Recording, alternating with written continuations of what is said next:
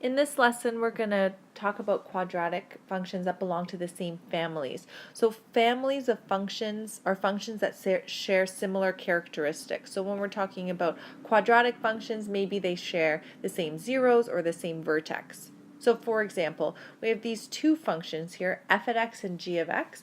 Both of them share the exact same x-intercepts, and those x-intercepts are 3 and -7.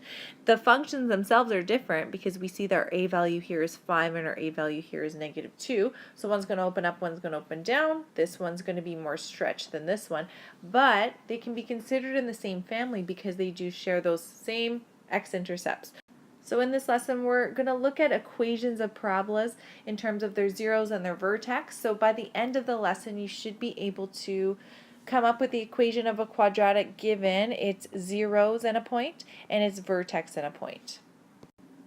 So in this first example, it asks us to write a quadratic equation with the following roots. So it just says a quadratic equation. We're just given the roots. We're not given a point, which means that there's multiple options here.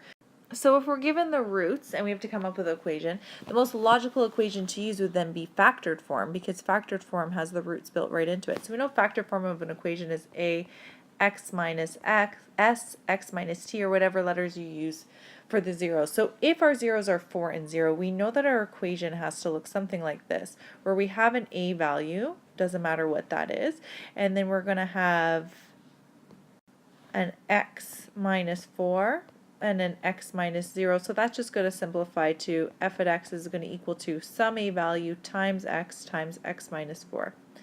So here is the family of these functions that have the zeros 0 and 4. So if we were to come up with a specific example, all we have to do is plug whatever we want in for a. So maybe my specific example would be setting a equal to, I don't know, -2, let's say, -2x x minus 4. Another example would be setting this a value to positive 1.25. It really doesn't matter. As long as our zeros are 0 and 4, we've satisfied the question. So the next question asks us to come up with an equation that has these two roots. So now we're dealing with fraction roots. So let's set it up in the same way. So we're going to start with f of x. We're going to put it right into factored form.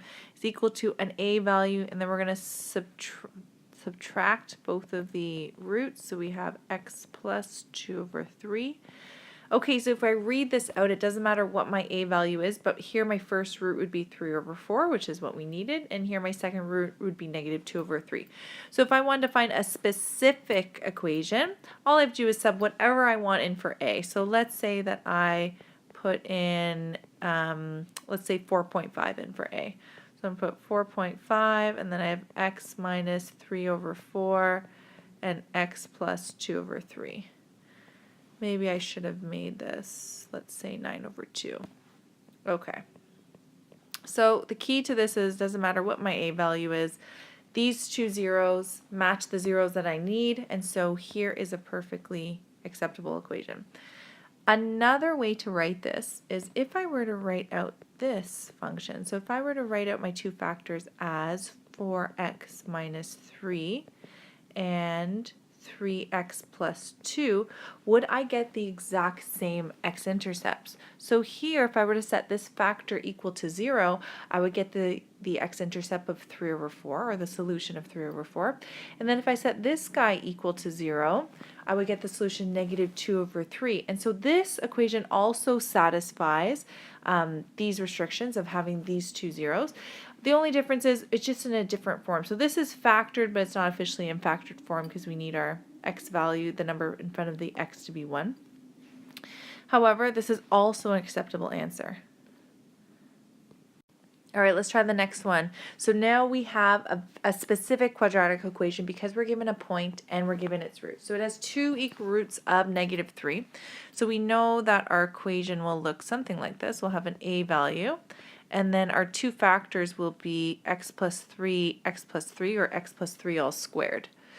So all we're left to do is add in our point. So we've used this piece of information, and now we've just got to add in our point of -4 and 5. And I know -4 and 5, I'm going to plug this guy in for x and f at x.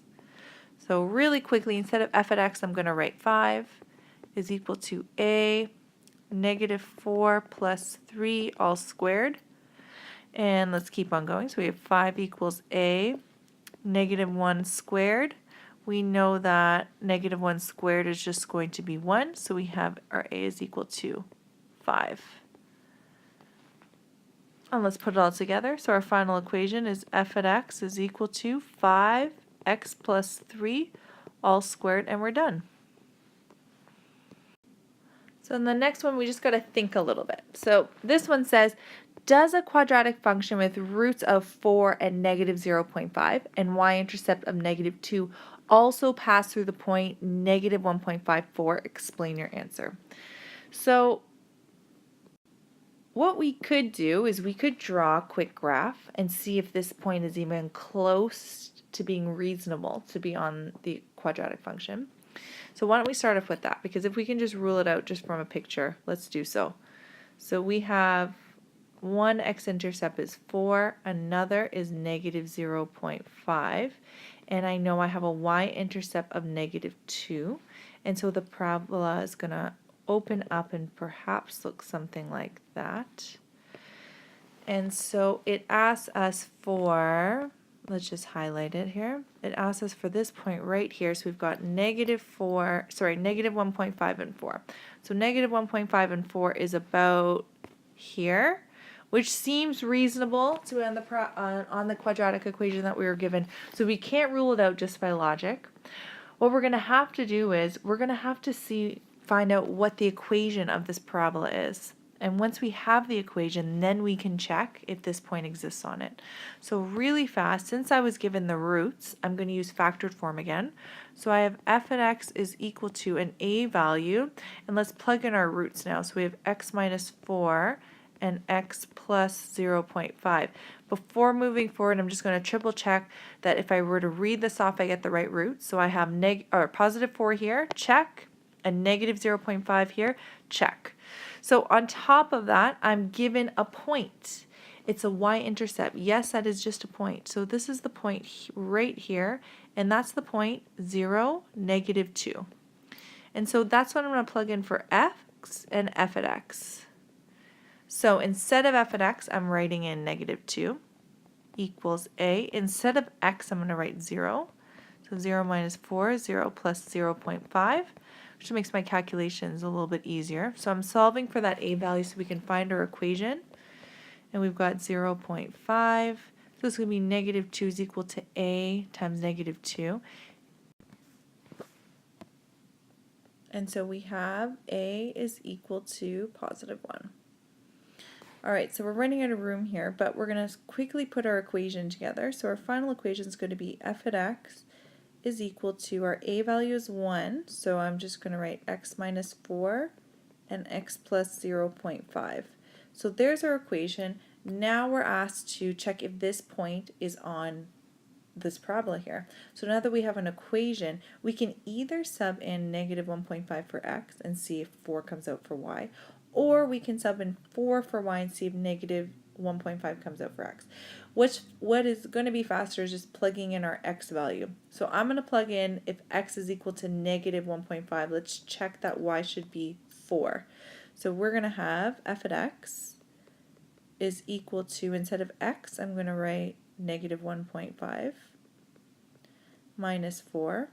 And again, instead of x, I'm going to write negative 1.5. And this time we're going plus 0.5. And we're going to get the answer f at x is equal to 5.5, which is definitely not 4. So our conclusion is, therefore, I'm just going to write it up here, the point 1 or negative 1.5 and 4 is not on the parabola, not on the function.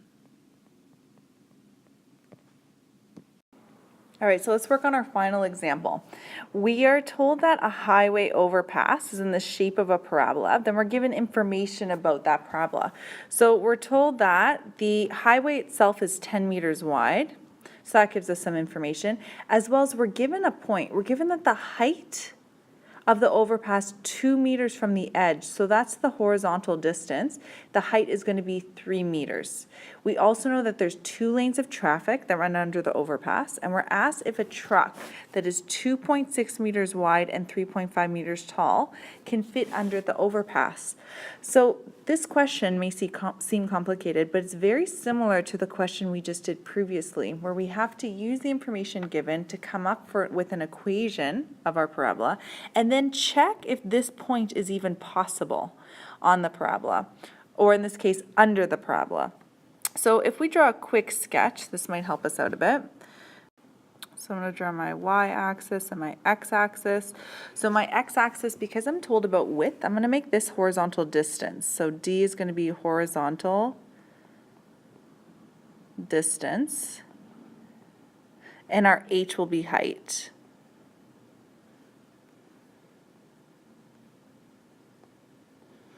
Okay, so I think it would be easier if we chose this as our starting point of our parabola, brought it up and down this way, because now it's very easy to fill in the information that we have. For example, one piece of information that we know is that the width of the parabola, or the width of the overpass, is 10 meters. So if we started at 0, 0, it makes it really easy to add in that the starting point is 0 and our other root is going to be 10, because this is going to be in meters as well as the height, meters and meters. So we've used this piece of information that's 10 meters wide. Now let's add in this point. It says the height of the overpass 2 meters from the edge is 3 meters. So 2 meters from the edge is going to bring us to maybe about here. So let's label this as 2. And we know the height at that point is going to be it's going to be 3.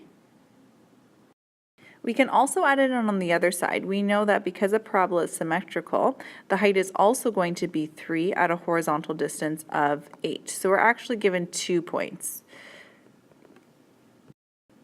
So now let's go back to what the question's actually asking. So the question's asking, now that we put all this information, is can a truck that's 2.6 meters wide and 3.5 meters tall fit under the overpass? Explain your answer. So we know that if a truck were to go under here, it wouldn't choose to go right here because it's going to get cut off here. It's going to go as close to the center as possible. So we know that there's 2 lanes of traffic here, so it can only go, let's say that we're in Canada, so it can only go on the right-hand lane. So we know the closest to the center is going to be 5. So let's just add that in very quickly. We know that the truck is going to try to get itself right beside 5. We know that it's 2.6 meters wide, so we know it's going to go from here to here. So 5 plus 2.6 meters is going to be 7.6 meters. And we also know that the height of the truck is 3.5 meters wide, so maybe that's up here. This is a very long truck. And it looks like in our diagram that the truck can fit under, but we need to check this corner right here. And the coordinates of this corner is going to be 3.5 and 7.6. So the coordinates of this is going to be 7.6, 3.5. So we need to check whether that is going to be above or below our parabola. So the easiest way to do that is once we have our equation of our parabola, let's plug in a horizontal distance of 7.6 and check what the height of the parabola is. If the height of the parabola is greater than 3.5, we're good, and our truck will be able to fit under. If it's less than 3.5, let's say that this point on the parabola is 3.3, then our truck can't fit under. So our first step is, just like our previous example, come up with the equation of this parabola using the points that we have, and if we've written them in red, they came from this paragraph here, and then check about the height of that overpass or the parabola at a horizontal distance of 7.6. So let's first come up with an equation for our parabola here. So we're given the 2 zeros and we're given a point. We're actually given 2 different points. So it makes most sense to use factored form of the equation. So we're going to plug in our zeros. So we have y is equal to a, x minus 0, and x minus 10. Those are our 2 x-intercepts. So we have y is equal to a times x, x minus 10. Now let's throw in our point. We can use either the point 2, 3 or the point 8, 3. Let's just use 2, 3 because that's what was given to us. So instead of our y value, I'm going to put 3. So we're going to replace it with 3 is equal to a. Instead of our x value, we're going to use 2. So 2 and then 2 minus 10. All right, simplifying this, we have 3 is equal to a times 2 times negative 8.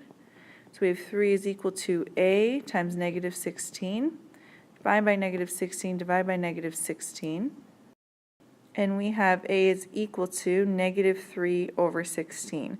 Our a value should be negative as our parabola opens down, and we did get a negative value. So we're going to put everything together. So our final equation is going to be y is equal to negative 3 over 16. And we have x and x minus 10. So that's our final equation of our parabola. And now we can check. We're going to check what the height of this parabola is when our horizontal distance is 7.6. Since we know, again, our truck is 2.6 meters wide, it's going to try to get as close to the middle as possible because that's where the highest part of the parabola is. So it's going to occupy this horizontal distance between 5 and 7.6. So we're going to check the height. If the height of the parabola is above 3.5, then we're going to fit. If the height of the parabola is below 3.5, then we're not going to fit. So we're going to check our height when our distance is 7.6. So we're going to throw it into our equation. So let's change our x's and y's in this equation to make sure that it reflects what this question is actually about. Our y value is actually our h. So we're going to put h over the y. And our x value is our horizontal distance. So we're going to change x to d. So into our equation, we have, again, h is equal to negative 3 over 16, d minus 10. We're going to throw in our distance. We have height is equal to negative 3 over 16. Our distance is 7.6, and then 7.6 minus 10. So our height is going to be 3.42 meters. So that means that when the horizontal distance is 7.6 and we plug it in, our parabola only reaches a height of 3.42 meters, which means 3.5 is actually up here. So this point here is a height of 3.42, but our truck has a height of 3.5, which means that it's not going to fit under the overpass.